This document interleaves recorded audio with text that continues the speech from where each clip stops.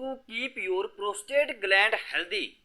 अपने prostate gland को आप लोग कैसे स्वस्थ रख सकते हैं ताकि आप लोगों को किसी भी तरह की मेडिसिन की जरूरत ना पड़े। सबसे पहला काम, देखिए पहले थोड़ा सा आपको बता दूं प्रोस्टेट है क्या, क्या ये ग्लैंड है, क्या इसका काम होता है, और अगर प्रोस्टेट का साइज बढ़ता है तो क्यों बढ़ता है। दोस्तों, हम पुरुष भाइयों में जो प्रोस्टेट ग्लैंड है ना, इसका जो साइज होता है वो होता है अखरोट की तरह। अखरोट होता है जैसे गोल मटोल, वैसे ही इस प्रोस्टेट ग्लैंड का आकार होता है, साइज होता है। समझा गया आप लोगों को बात इतनी। इसके बाद इसका भार होता है 18 से 20 ग्राम के बीच में, ठीक है। और जैसे जैसे आपकी उम्र बढ़ेगी ना, जैसे मैं अपने भी अगर बात करूं, मेरी उम्र भी जब बढ़ेगी, यानी एस्टिमेट ऑन एन एवरेज आप समझिए 40 साल के ऊपर जब मेरी उम्र हो जाएगी तो मेरे प्रोस्टेट ग्लैंड का साइज बढ़ना शुरू हो जाएगा, मतलब पेशाब से जुड़ी समस्याएं पैदा होना चालू हो जाएंगी। लेकिन एक बात समझने वाली है, अगर मैं आज से ही अपने प्रोस्टेट ग्लैंड को स्वस्थ रखना चालू कर दूं तो मेरे प्रोस्टेट ग्लैंड का साइज नहीं बढ़ेगा।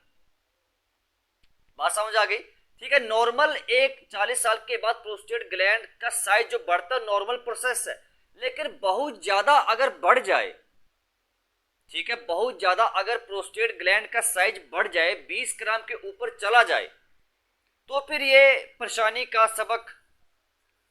परेशानियां बहुत ही खतरनाक करता है। स्पेशली पेशाब रुक रुक कर आने की समस्या, पेशाब रुक जाता है, बस ये तो पेशाब बहुत ज्यादा आएगा, बहुत परेशानी होती है फिर। तो आज से ही मैं जो उपाय करना चालू करूंगा या मैंने जो ऑलरेडी कर दिए हैं वही आप लोगों को बताने वाला हूं। देखिए सबसे पहला काम, मैंने वीडियो के स्टार्टिंग में बता दिया, इसका साइज आकार कैसा है, अखरोट की तरह। तो मतलब सिंपल सी बात है, आज से अखरोट का सेवन आप पुरुष भाई करना शुरू कर दीजिए मेरी तरह। दिन में 2 अखरोट आप लोगों ने खाने ही खाने हैं, सीधी सी बात है। गर्मियों का सीजन है अब, तो वैसे नहीं खाने हैं। रात को पानी में 2 अखरोट भिगो दिए, सुबह उठ के उस अखरोट को खाना है आप लोगों ने। रात को पानी में 2 अखरोट छिलका उतार दिया और 2 अखरोट आप लोगों ने पानी में डाल दिए एक बड़े गिलास में, सुबह उठ के खाली पेट उन अखरोट का आप लोगों ने सेवन करना है। अगर आप वैसे अखरोट का सेवन करेंगे इसमें गर्मी में, तो वो गर्मी करते हैं क्योंकि गर्म प्रकृति का होता है ना अखरोट, तो अखरोट आप लोगों ने ऐसे ही सेवन कर। दूसरा काम, जितने भी चमकीले रंग के फ्रूट्स होते हैं, यानी जो फ्रूट्स शाइनिंग कहते हैं, जैसे आपके ग्रेप्स हो गए, अंगूर हो गए, इसके बाद चेरीज हो गया, चेरीज खाया कभी आप लोगों ने? हाँ, वही उस चेरीज की बात कर रहा हूं। तीसरा ब्लूबेरीज, चौथा तरबूज। ये आप लोगों ने बहुत ही ज्यादा क्वांटिटी में खाने हैं, स्पेशली गर्मियों की बात मैं कर रहा हूं। सर्दियों में भी खाइए, क्या नुकसान होता है फ्रूट्स खाने से, लेकिन ये आपके प्रोस्टेट ग्लैंड को बहुत ही ज्यादा हेल्दी रखते। क्यों? क्योंकि इन सभी फ्रूट्स के अंदर एंटीऑक्सीडेंट्स प्रॉपर्टीज होती हैं जो आपके प्रोस्टेट ग्लैंड के अंदर किसी भी तरह की सूजन को कम करने का दम रखती है। बात को समझिए आप लोग कि नहीं समझे? और सब्जियों में तीसरा काम, आप जिस भी तरह की सब्जी खाते हैं, आप लोगों ने थोड़ा सा गोभी और टमाटर ज्यादा यूज करना है। वैसे आप लोगों ने सुना होगा कि गोभी और टमाटर खट्टा होता है, सूजन को बढ़ाता है, लेकिन नहीं, एक लिमिट क्वांटिटी में टमाटर लेंगे नुकसान नहीं करेगा, क्योंकि टमाटर में लाइकोपीन नामक एक कंपाउंड होता है जो स्वेलिंग को कम करने का काम करता है। तो दिन में आप लोगों ने 1 टमाटर का सेवन जरूर करना है। समझा गई बात आप लोगों को? इसके बाद देखिए सारी बातें बता रहा हूं, इनको आप लोगों ने अपनी डाइट में पर डे शुरू कर देना है, लेना। समझा गया आप लोगों को बात? सिंपल सी है, कोई खर्चा वर्चा तो आपको इतना ज्यादा लगे, आप लोग वैसे ही खाते तो है सब चीजों को। तो उन फ्रूट्स की जगह इन फ्रूट्स को लेना शुरू करिए और ये सब्जी लेना शुरू कर दीजिए। समझ के मेरी बात को कि नहीं?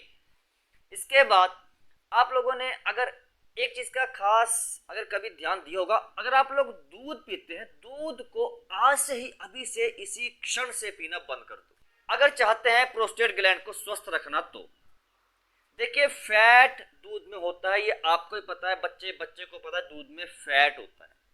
फैट आपके शरीर का भार बढ़ाता है। और वैसे भी 40 साल के बाद फैट हमारा शरीर डाइजेस्ट कर ही नहीं पाता है। तो फैट कंटेनिंग फूड आइटम्स आप लोगों ने आज से ही लेना अवॉइड कर देनी है।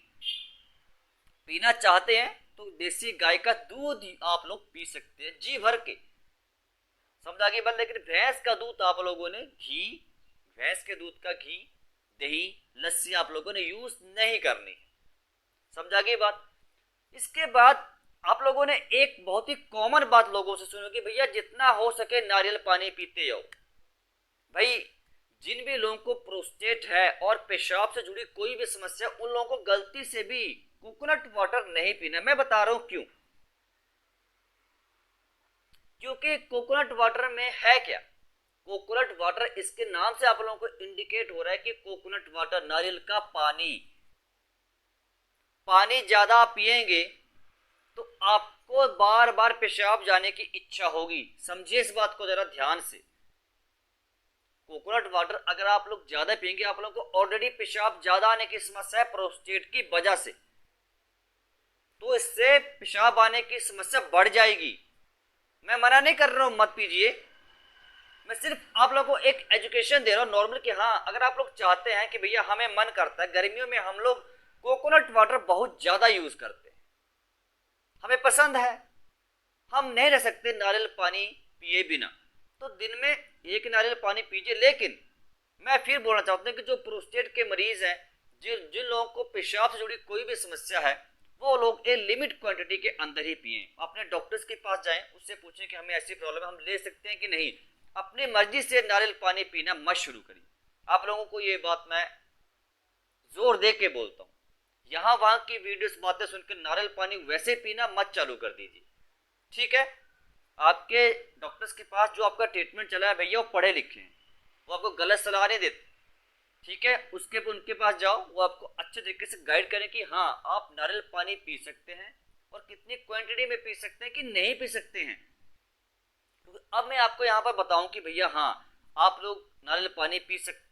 अगर मैं यहाँ पर बताना चालू कर दूं तो भैया मेरे सामने तो आप हो नहीं, ठीक है। जिसके पास आपका ट्रीटमेंट चलो उसको आपकी मेडिकल हिस्ट्री पता होती है कि हाँ ये मेरा पेशेंट है, इसको मुझे क्या करना है, कौन सी मेडिसिन देनी है, क्या मुझे इसको परहेज उसको सब पता होता है, समझा की बात आप लोगों को, ठीक है। तो यहाँ पर आप लोग सिर्फ एजुकेशन लीजिए, समझा की बात कि नहीं आई।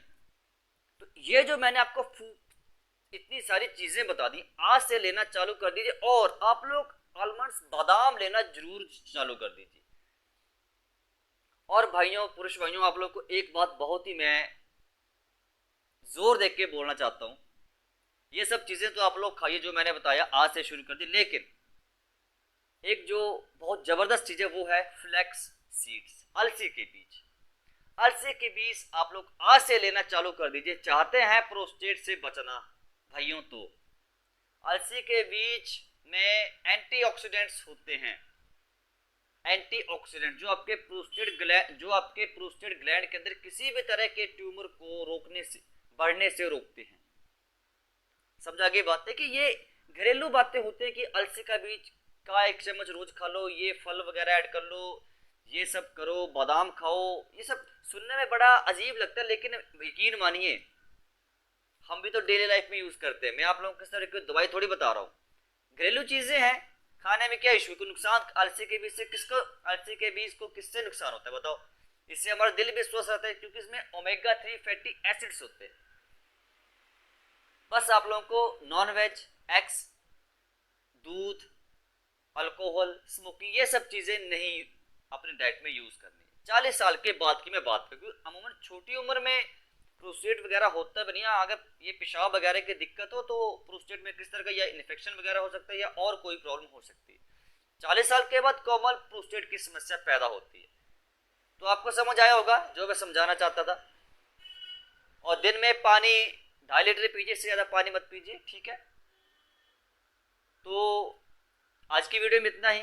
वीडियो को लाइक करना आप लोग भूल जाते हैं, शेयर करना भूल जाते हैं, सब्सक्राइब चैनल को आप लोग करना भूल जाते हैं। मिलते हैं नेक्स्ट वीडियो में, तब तक के लिए पंकज शर्मा की तरफ से हरे कृष्णा।